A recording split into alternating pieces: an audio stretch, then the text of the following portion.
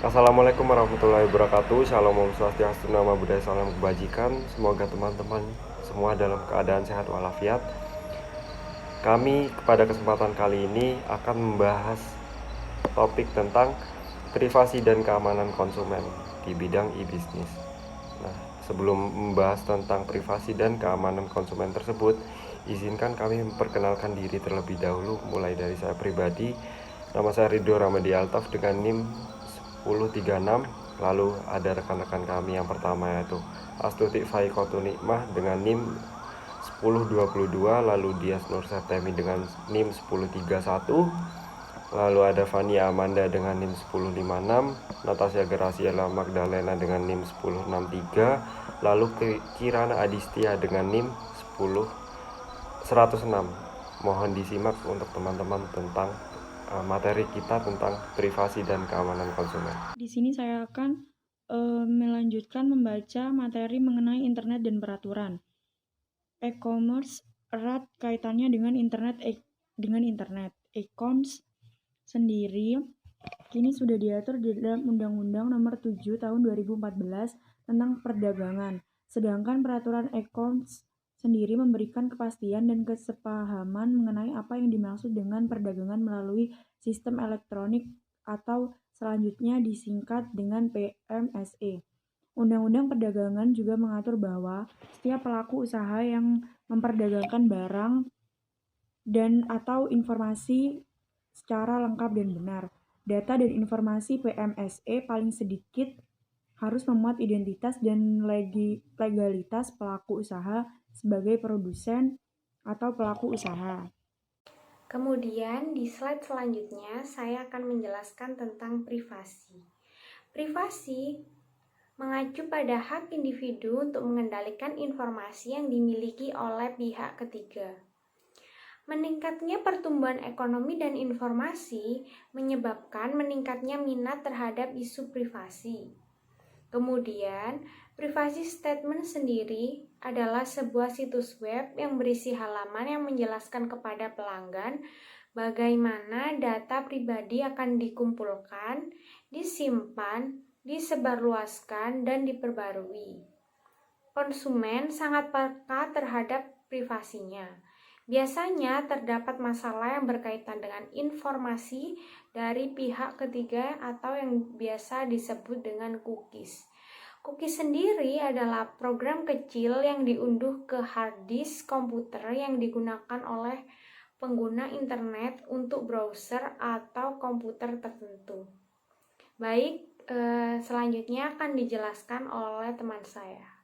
Selanjutnya saya akan menjelaskan tentang contoh-contoh pelanggaran privasi. Yang pertama ada data forgery, yaitu pembuatan situs asli untuk menghindari pemalsuan. Yang kedua ada cyber espionage, sabotase, dan extortion. Yang ketiga ada cyberstalking, yaitu kejahatan seperti teror yang berulang yang biasanya melecehkan pribadi seseorang. Yang keempat ada pelanggaran hak cipta di internet.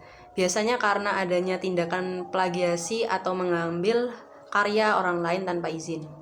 Dan yang terakhir ada pelanggaran privasi, yaitu adanya pembajakan software untuk tujuan periklanan.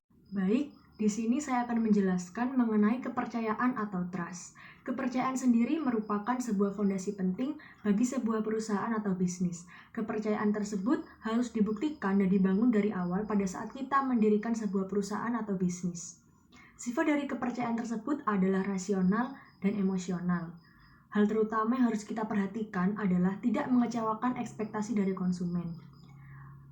Konsumen akan merasa senang dan merasa puas apabila ia dilayani dengan sangat baik dan kualitas pelayanan dari sebuah perusahaan atau bisnis itu berkualitas tinggi. Maka dari situlah kepercayaan tersebut dapat dibangun.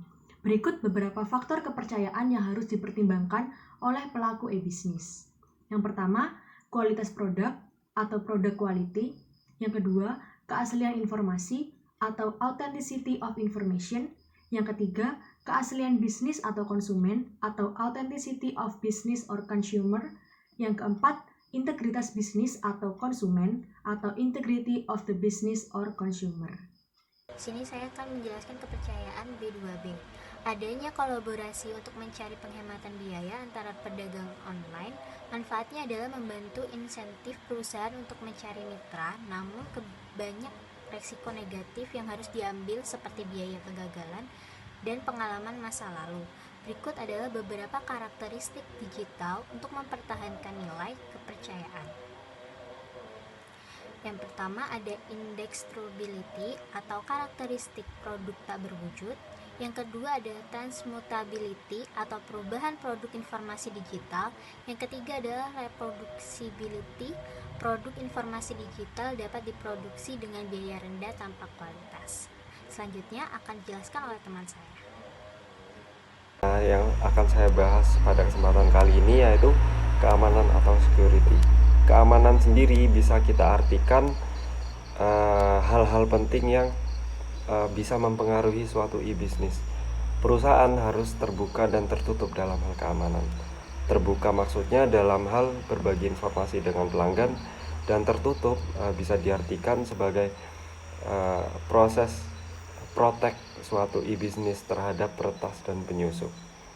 Nah, pelanggaran keamanan yang kita maksud pada pembahasan kali ini yaitu misalkan kode berbahaya dan dapat berbentuk misalkan malicious code yang berhubungan dengan penghancuran perangkat lunak. Nah, yang pertama contohnya yaitu virus. Virus sendiri bisa kita artikan sebagai perangkat lunak atau aplikasi, atau juga bisa disebut sebagai program yang ada di dalam suatu komputer yang terjangkit tersebut. Nah, virus bisa menyebar di dalam sebuah sistem dan mengganggu para pengguna atau user tentunya. Yang berikutnya, virus jenis yang kedua yaitu Trojan Horse. Di dalam dunia komputer, Trojan Horse ini jenis perangkat lunak berbahaya, masih tentang perangkat lunak. Jenis perangkat lunak yang berbahaya yang sering dianggap jinak karena kemampuannya dalam menipu dan memanipulasi sistem keamanan komputer. Nah, tapi Trojan Horse ini tidak seperti virus dan worm. Trojan Horse ini biasanya tak menginfeksi dan tidak menduplikasi dirinya ke sistem. Nah, yang berikutnya logic bomb. Logic bomb ini masih berkutat soal virus. Dia masih ada di jenis suatu virus. Logic bomb ini bisa kita artikan sebagai kode yang tidak diinginkan dan dimasukkan dalam program perangkat lunak yang dipicu hanya setelah peristiwa tertentu terjadi. Nah, logic bomb ini dinyatakan tidak berbahaya oleh para ahli dan tidak terlihat hingga kodenya bangun untuk membongkar instruksi jahatnya. Lalu yang keempat berikutnya adalah time bomb. Time bomb ini bisa diartikan sebagai suatu logik yang ditempelkan pada program komputer agar bisa memeriksa suatu kumpulan kondisi di sistem. Sistem yang dimaksud di sini yaitu sistem e-bisnis pada suatu perusahaan. Ketika kondisi-kondisi yang dimaksud ditemui, logik ini bisa mengeksekusi suatu fungsi yang menghasilkan aksi-aksi tidak diotorisasi atau tidak disetujui oleh e-bisnis atau perusahaan tertentu. Lalu yang kelima yaitu trapdoor. Trapdoor di sini dapat diartikan sebagai titik masuk tak terdokumentasi. Nah, terdokumentasi secara Masalah keamanan dalam e-bisnis dan e-commerce antara lain yang pertama authenticity, yang kedua data integrity, ketiga confidentiality, dan yang keempat availability. Selain itu terdapat bentuk keamanan lain untuk mendukung integritas arsitektur aplikasi. Yang pertama otorisasi yang memastikan hanya pengguna yang tepat diizinkan masuk. Kedua, non-penolakan yang memastikan bukan penerima komunikasi. Yang ketiga, perangko waktu digital yang menentukan integritas penerimaan pesan. Kemudian yang keempat, tanda tangan digital. Selanjutnya di slide ini saya akan menjelaskan yang pertama ada enkripsi atau encryption. Ada dua jenis kunci di sini yaitu kunci rahasia dan juga kunci publik. Enkripsi kunci rahasia adalah tempat pihak-pihak yang bertransaksi dan berbagi nomor kunci. Sedangkan kunci publik adalah tempat nomor kunci transkripsi yang digunakan berbeda untuk pengirim dan penerima. Yang kedua, penyalahgunaan transaksi. Salah satu hambatan dalam pertumbuhan e-bisnis dan juga e-commerce yaitu ketakutan pelanggan terhadap pengguna kartu kredit oleh pihak ketiga secara tidak bertanggung jawab. Kemudian yang ketiga, jenis keamanan lain enkripsi utama yaitu perusahaan dipaksa untuk berinvestasi dan tindakan pengamanan untuk melindungi aset komersial mereka dan kepercayaan yang telah mereka bangun dengan konsumen. Yang selanjutnya akan dijelaskan oleh teman saya. Selanjutnya saya akan menjelaskan tentang hacking. Praktek hacking adalah seseorang dengan sengaja dan secara ilegal mendapatkan akses ke sistem. Contohnya seperti pemantauan informasi, yaitu peretas mengenalkan sebuah program untuk memanfaatkan email dan sumber informasi rahasia lainnya. Yang kedua ada mengakses database, yaitu peretas aktif dalam merampok database lembaga keuangan untuk mendapatkan nomor kartu kredit. Yang ketiga ada kecurangan identitas, yaitu peretas dapat mengambil identitas orang lain, begitu mereka mendapatkan akses informasi rahasia tentang individu. Yang ketiga ada denial of service, yaitu hacker dapat membajiri organisasi dengan lalu lintas informasi sehingga sistem internal ditutup di bawah tekanan. Contoh-contoh kasus peretasan yaitu situs Telkomsel, situs KPU Jakarta Barat, situs Universitas Islam Negeri.